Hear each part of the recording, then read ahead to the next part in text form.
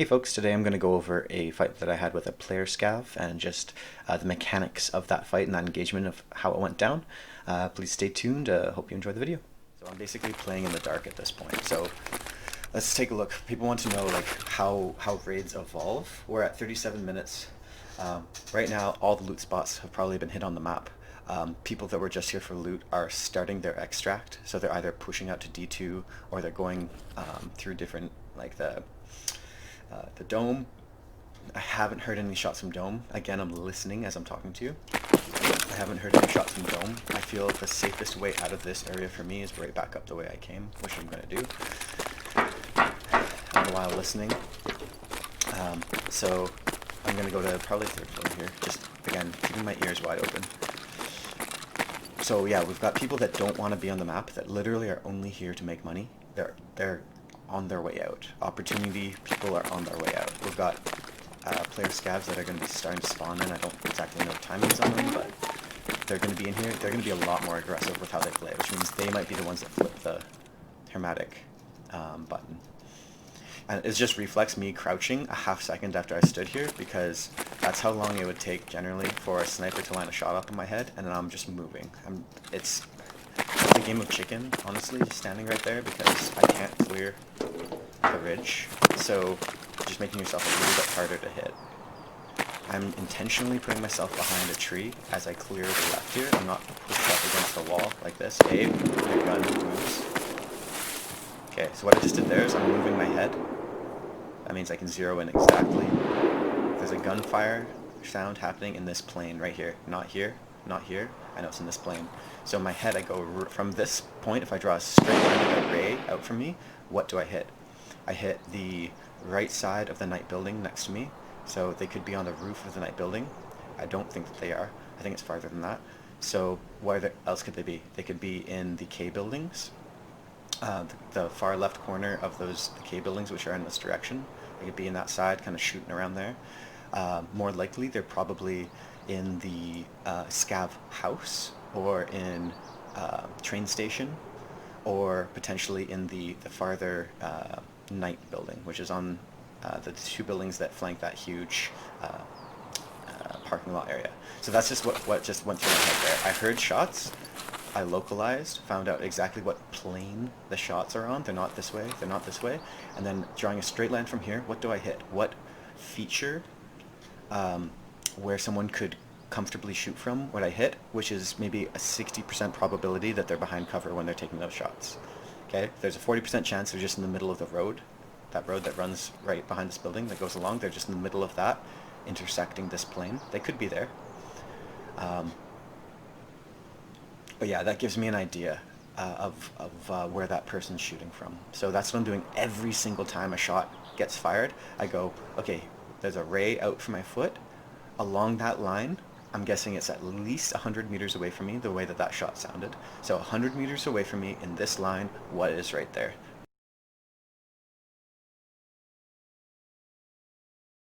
Where could they be? And that's just what went through my head. So as I push here again, I just wanted to point out, as I took the corner, I was using this tree to cover me from kind of dome area. I wasn't like this, because that's a little bit more exposed. Also, it pushes your gun up into the wall. But just keep that in mind, it's just subconscious ways to cut a corner. Which means if I pop this, I'll get more info, because I'll get shooting at the raiders. All I'm trying to do here is get information to set up my fights. Like I said in my last video, I do bunny hop. It's not a planned feature of the game. It's not the way the game was intended to be played. But it's the way that I'm... Whoa! It's the way that I'm playing it. So we saw that shot come in. Oh boy, that was a weird bounce. Okay. So I felt confident pushing that because I don't think many people would sit with a nade coming at them like that. It was just one shot, which leads me to believe it wasn't a full auto raider. Yeah, he's coming, he's pushing close. It's very close, he might push me if he's silly. Oh, he's doing a little flank. I think he's going right. Turning my laser off.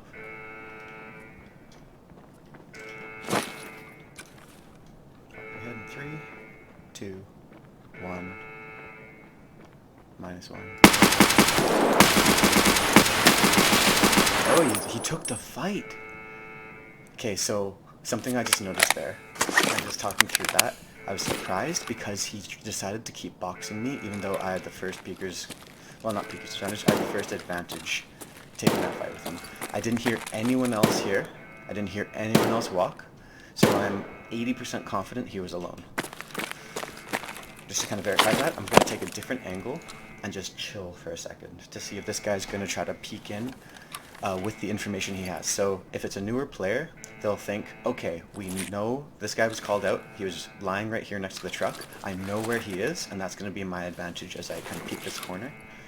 And so then you get the second guy, as they say, you know, fools rush in. The second guy, they'll just push this.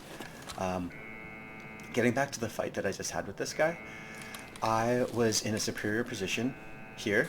Obviously, he was kind of choked and cut on this side. I should have hit that first shot, but I didn't. And then he decided to kind of sidestep box me as I was shooting at him. What I would have tried to do is either tuck back in here and throw a nade out, not to kill me, but just to force me to flinch or to reset my position so that I could sprint away and reset, because he's caught, or she, or Z, are caught right here. Yeah, again, so proned out, I had the shot. I basically, by the time they got here, you know that I pivoted, right? So I was looking through that hole, I heard them walk this way, and it just became a predictable setup. Went prone, I was fairly confident that they were going to walk around and push this way.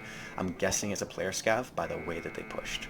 Right? Remember I said player scavs are more aggressive because they've got less to lose. So he or she wanted to throw the dice, get that gamble of, can I land a lucky headshot on this potential PMC, because I think they saw me, and throw the dice, roll the dice. It's no loss to me if I die, but I could get that lucky headshot on them. Okay, so that's why they pushed in harder, I'm guessing. I'm just creating a story in my mind of why they might be doing this. I could be very wrong. This could be a low-level player as well. Anyways, they took the fight, and then as soon as I started hitting them, they stepped out of their cover instead of using like this little crack right here, which would have been more difficult for me to hit. They stepped out of their cover to try to get like wide peek, me lying there, and I just lit them up. So a couple mistakes there. The first mistake is they showed me their hand when they were back here. I knew basically how the engagement was going to go down when they're back there. But you. No, okay. I probably shouldn't be on this. Reloading. This is bad form. Do as I say, not as I do. But yeah, so the first mistake happened. Like, people would think, oh, I made a mistake in the engagement that I had. I didn't hit him with my shots. That's incorrect. So the first engagement, the first mistake they that maybe a newer player would say is they said, I messed up when I was right here aiming at him. I didn't hit him with my shot. Wrong. First mistake is telling me what he was going to do right here. You know what I mean? So I'm using he, but it could be anyone. It could be he, she, they. But I think it's just for simplicity. I'm just going to say he or they, if I remember. So as I was running this way, they would know that my intention of travel was to go to that side of the map. It was moving in this direction, so that I have, as a player, I have a little bit of pressure behind me to go in this direction. They could have used that and said, okay, well, eventually this person wants to go that way. They're being somewhat intentional about it. They were down here. They had the advantage on the first shot that they whiffed on me, but it could have been a lucky shot too. That was good for them to take that shot on a running opponent. They probably should have put down a couple more rounds if they could have, or proned out and just tried to rail me. So as it was, they had a bit of the advantage because they had more info than I did. I didn't know who they were or where they were, or really, I kind of knew where they were, but I didn't know what their intention was, where they needed to go. My intention was I need to go this way, sort of. Like that's the story that could be played out. I'm applying pressure in a sprint in one direction. He knew that I flipped the hermetic door, so potentially I wanted to go in that direction. So what they could have done is posted up farther back. They could have gone into night building and just waited for me to walk into them, waited for me to come through this way, the way that this person came, and walk into them, waited for me to cross the street in this direction to try to get a different angle. And if they sat back, if they just pulled back a little bit, they would have had me trapped. One, 2, 3 different directions, or even crossing that street, they would have had eyes on it. Like the roof of that building, or the second floor window, even the first floor window, just for listening to me. But instead what they did is they pushed me, okay? So that they knew I had intention, which means I'm not going to go sprinting off to dome. I'm not, well, I mean, I might, in an engagement against Chads or whatever, I may have like backed right off. I saw I was kind of just one guy. So they knew that I had intention, which means that I'm probably not going to fall back a crazy amount. I'm probably going to continue my forward pressure, or I'm going to stay here. So in that engagement, they decided to push me, which is risky because they have to clear everything right here, right next to it, and like all these bushes, they have to clear this entire room to clear me out. And every time you're doing that, you're rolling the dice. Every time you walk into a room peeking one way before you peek another, you have to roll the dice. Okay? At least they made the decision decisively. They pushed fairly hard, which means that I wouldn't have been able to move off of this spot without making some noise. Am I hearing someone else? Okay, I'm gonna just... so I wouldn't have been able to move off of this point without making some noise. Which means that they could have used that cone that I was talking about of where I could be to maybe be this area here, which is more favorable for them if they're pushing. Oh, okay. There are footsteps. Wonder where. Okay, I'm going to stop moving my mouse just so I don't make the pivot sounds on the ground. Yeah, you hear that too, hey? So that's just on the other side of this wall. Someone's going really slowly. They're either looking around or it's a scav. Like very either disciplined or new or rat player, or it's a scav. So yeah, I think that kind of breaks down the engagement. First mistake they made, again, outside, telling me exactly where they went. You saw me set up immediately. As soon as I heard that they weren't going to push me outside, I turned around and I proned out right next to the truck, okay? So I knew that the only way that they could push me, the only angle was through this door, which means I had them locked. If I was better aim or could actually use this gun properly, I would have killed them in the first shot. I would have taken their head off. Boom. And they wouldn't have even seen it coming. And they would have called hacks or whatever, right? So that was the first mistake. I heard them walk, walk, walk, walk, walk. And I even tried to count down when I was going to hit them as if I was like nothing, the CS player. But I'm not. So anyways, they popped out. Again, second mistake that they made was trying to box me when I knew that the direction of travel had to be this way. Okay, they were tucked in this corner. If this guy died with a nade, that would be mistake number 3. He should have thrown the nade from that angle, from back there. He probably could have had a line to at least here. He could have probably thrown it to at least this point with relative ease and safety. Okay, that would have forced me to either move or at least flinch and change my mindset about, instead of getting a headshot, to, oh, do I need to move for this nade? And that would be enough for this person to sprint through the door and get the heck out of here. So that was kind of a mistake. If they have a nade on them, that was mistake number 3. Mistake number 4, again, boxing someone that's proned out. It's obviously a PMC, probably more geared than they were. You have to take angles. You have to judo your attacks, which means you don't go straight on. You use someone's momentum against them. You use the fact that I want to go somewhere against me. And then you make me either wait and be more patient than you, which as a scav you can just take your time, or make me push into you like if they're holding the angle. So I know this is a lot of deconstruction of one simple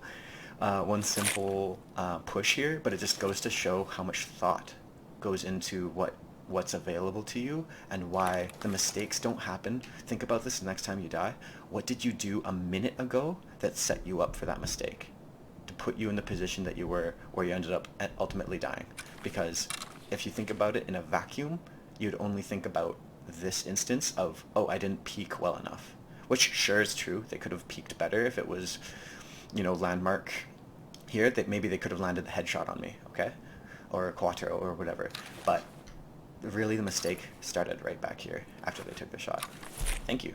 Stay tuned for more deconstructions like this. I guess I should actually show you guys the loot of this guy. So again, before I loot him, just to make sure there isn't a little sneaky rat around here, I'm gonna close that. I'm gonna tuck myself in. So yeah, this was their angle, right? Look at this. It could have been beautiful. Sidestep right here, and then just come up, bam, headshot.